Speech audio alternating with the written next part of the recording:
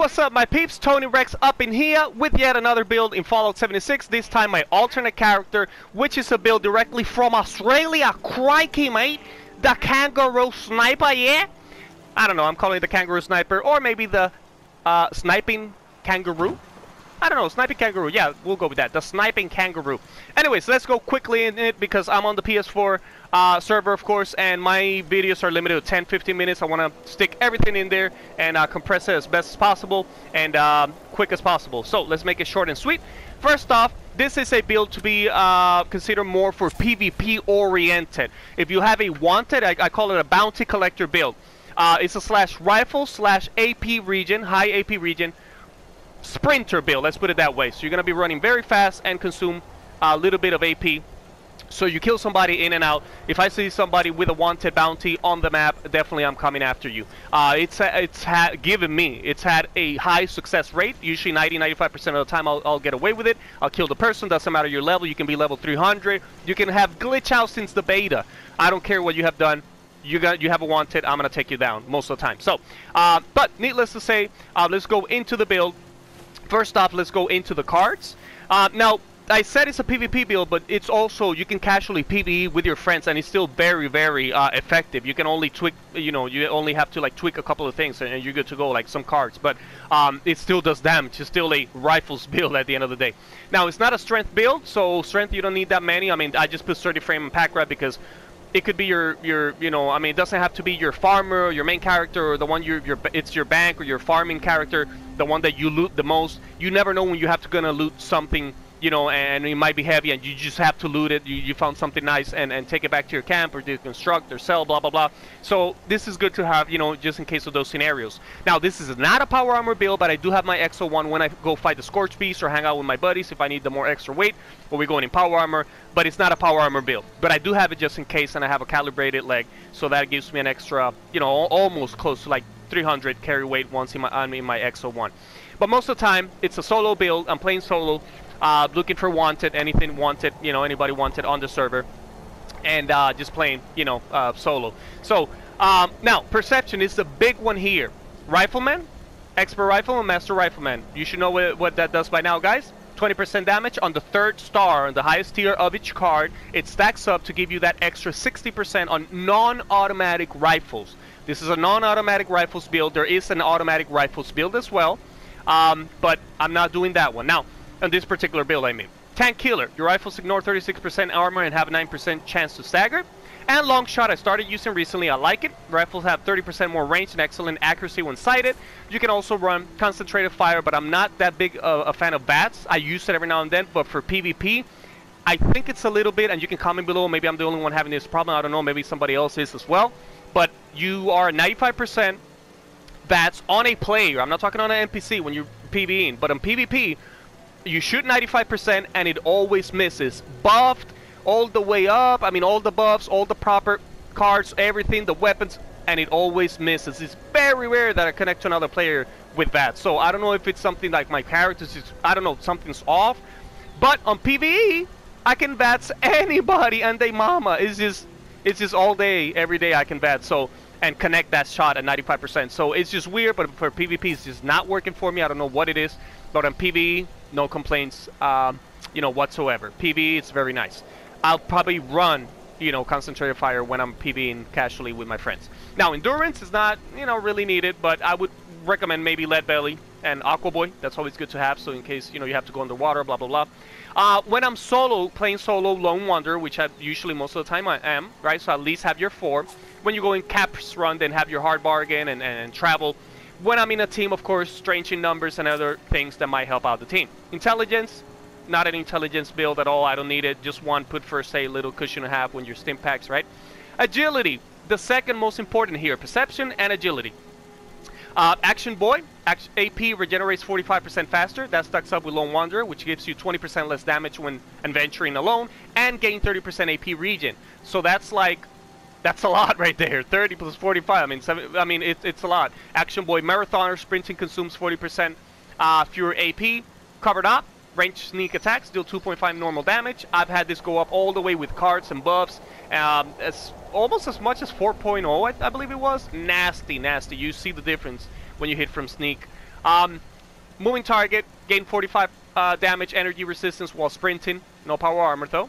And Deadman sprinting in case something goes wrong. Most of the time I will kill the person that has the wanted. Because you have they would have to tap you back to initiate combat. If they have a wanted, you have the upper hand. You should be able to kill them off. And there's a proper way to sniping somebody, stalking them down, getting that wanted. Unless there's somebody looking out for them in the map, like, hey dude, there's somebody coming towards you very fast.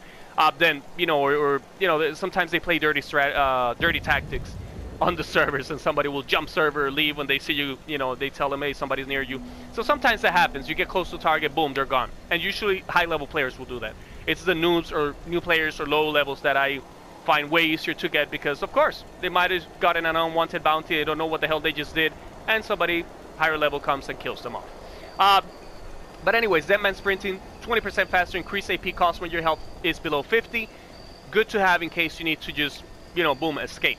Now, luck, at least I would say have 5 points in this for starch genes, which we're going to go into mutations in a second, to protect them from losing them if you pop a rat away. Now, Rat X, quick tip here, sell them, guys. If you are having mutations on your characters, you don't need Rat X. All it does is very annoying. It's going to suppress your mutations for 10 freaking minutes, and you do not need it. There's other options like Rat Shield, out there that maybe don't suppress. I don't know if Rat Shield suppresses your mutations, but it gives you that 300 that the Rat X and Rat X diluted stacking up one on the other would give you for radiation resistance, and do not suppress your mutations. Class Freak, to offset the negative effects of your mutations, reduced by 75%. And then I have 8 because I like Bloody Mess. It's an extra 15% bonus damage on top. So there's also a card which I cannot show you right now because I don't have any more perks. I just used them up yesterday to level up my Bloody Mess to level 3. But there is one called Tormentor, which gives you 15% on the third tier of it, the third star of it, to cripple somebody with your rifles. So that's good to have. Now, those are the cards. Let's go into the mutations that I have on this particular character, guys. And I'm sorry, why am I getting hiccups in the midst of the video? Dang it. Bird Bones, number 1, reduce fall speed. So that goes well with Marsupial, because Marsupial, what it does is it gives you the jump height. So you jump very high, and you're not going to get damage jumping so high. Boom, and falling. So that's good to have. It works in a very harmonious way, those two, Bird Bones and Marsupial. I would definitely recommend those two. And again, these are the mutations that work for me. I did it clean. I didn't do it with RNG next to like radiation barrels. I mean, I just went, bought the serums, did my caps. There's a way to do caps, legit. Just get out there, guys, farm, do your vendor runs, your caps run every day. If you have multiple characters, then you can get a serum every day or two, I mean, you can get caps without having to glitch or do any of that. All my stuff I've done it legit since beta. I have not glitched, XP glitches, dupe glitches. I don't do any of that. I'm proud to say, and you enjoy the game playing it like that. There's no point of having everything and then 2 weeks later, oh, I have everything, I duped everything, I basically cheated and now I'm bored, the game sucks. Well, you're not playing it how you're supposed to. You're taking the easy, the easy route. So, but that's just me. That's just me, and hopefully Bethesda, of course, with the next upcoming updates, player vending coming along, all that stuff, they can work on that and, get the game to where it needs to be. But anyways, back to these mutations. I bought them, all of them, the ones that I specifically wanted for my particular playstyle and build, and it's working great for me. So Bird Bones, Eagle Eyes, crit damage 25, Perception 4, that's nasty, I like it. And then Speed Demon, reload speed and move speed 20. You'll move very fast. I can't show you right now because I'm overcumbered at a particular moment. But the reload speed, awesome. You can even see from a gunpowder, especially weapon, how quickly it reloads. Even here, the dragon, look at that. I mean, usually the dragon, you guys know, the ones that have it. Look at this. Boom, boom, boom, boom. Usually takes a long-ass time, and that was quick, considering it's a dragon and how it reloaded. Now, the consumables that I use and the buffs that I use are these that I'm about to show you. When I'm on PvP, I'll bust out a Stealth Boy, of course, to go hidden. I don't know if I have one on me right now. I don't. But I'll do a Stealth Boy or read a magazine, that will help out. I have a stock of them, that I save for this character and pass on to this character to use them in the appropriate time if there's somebody wanted. And it depends. If it's a 10 caps wanted and it happens to be near me, I'm not gonna use that much. It's probably just gonna. But if it's a high level cap, like 100 caps, 200 caps, 300 caps, a high-level player, then I go in ready for the kill. So I buff myself as to the maximum of my potential for the build, right? and make sure everything goes smoothly. But Calmex, plus 3 perception, plus 3 agility, 50% sneak attacks for 5 minutes. Nasty when you sneak that first shot in. For PvE, I would probably use Psychotats, 25% damage, 50% damage resistance, and 3 perception.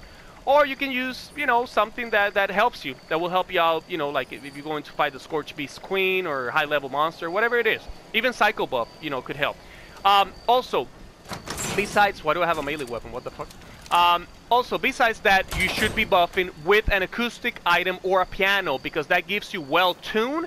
And well-tuned, what it does is, if you look up top, the first buff there, AP regen plus 25 for an hour. So definitely buff yourself with this.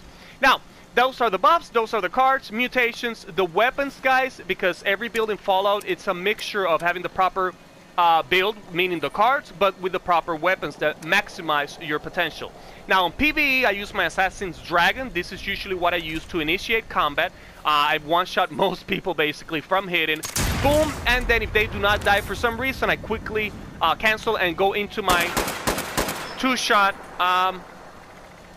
what's it called? Two-shot handmade. So, and this is also, I believe it is, it's got another diamond. I believe it's a bats. Yeah, bats hit. 33% had bats hit chance. Usually I do not bats from it, but I could as well if I wanted to. Now, for PvE, it serves more as a support character. Why do I say that? Because I recommend this. Everybody should be using this. If you're a you know, sniper build, rifle build, this is a long-range weapon, so it's considered. I don't know if it, you know, goes up the rifle cards. I don't know if it's a little rifle technically, a Syringer. But the sneak damage, anyways, when you shoot this thing from sneak, you do see the multiplier. And but basically, it's not for the damage. What it does is, because the damage is it's weak, it's 9. But what it does is it reduces target damage resistance by 25% for 2 minutes. That's a huge debuff. Everybody that has a sniping build or a long-range build should be using this, in my opinion. And even any build, you can just have a Syringer on the side, pop that. You have to go in danger roll, change the barrel and modify it to be in danger roll, of course. And then continue attacking for the next 2 minutes, and you'll notice, even the Scorch Beast Queen, when we attack and, you know, you see other players, you know, with their builds attacking for those 2 minutes after I debuffed her, you can see how the life starts going down a little bit quicker, or in high-level enemies, so that's good to have. And then for PvE, you know, if I'm fighting Scorch Beast Queen or Scorch, I have my Sea-Lots Black Powder Rifle, extra 30% on Scorch. Usually I just one-shot Scorch Conquerors, Champions, blah, blah, blah. Not Scorch Beasts, you know, it takes a couple of shots, but, you know, it does great damage. Just got this shit yesterday, 2-shot Gauss Rifle. I'm trying that out as well. It's just the bullets for this are a little bit more, you know, a little bit more expensive, let's put it that way, and heavier to carry. So those are my weapons. I also have explosive stuff, you know, in my and other 2-shot stuff that I've earned, and I've you know, hard earned. I just grind it out and tough it out.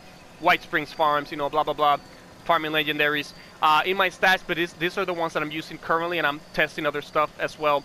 But, you know, this is what I'm running for now, and it's just a matter of your playstyle. If you have other better weapons, then go for it. The most important, really, you know, the weapons are important, but it's just be properly buffed and your cards.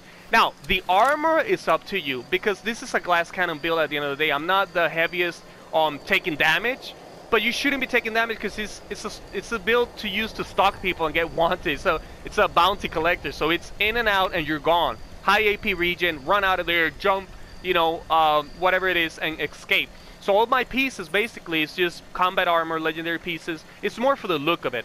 Even the Marine Tactical Helmet is just for the look of it, which I like this one because it doesn't give you the penalty that usually a mask or a helmet would, but the -2 perception. The Marine Tactical Helmet does not do that, so you can still look cool, guys, and look like somebody from, I don't know, my character looks like something from out of Metal Gear. It just reminds me of someone from Metal Gear. I can't put my finger on it, but, and the left leg I gotta paint black, but it's gonna be all black. I just been lazy. I was in the midst of doing that, so it's gonna be all blacked out, ninja looking kind of style. So hope you guys enjoyed. I will see you around, hopefully not on my server with a wanted bounty, because if I see you, then you know what's gonna happen. But hope you enjoy, guys. Hope it's helpful, and see you around. Tony Rex out.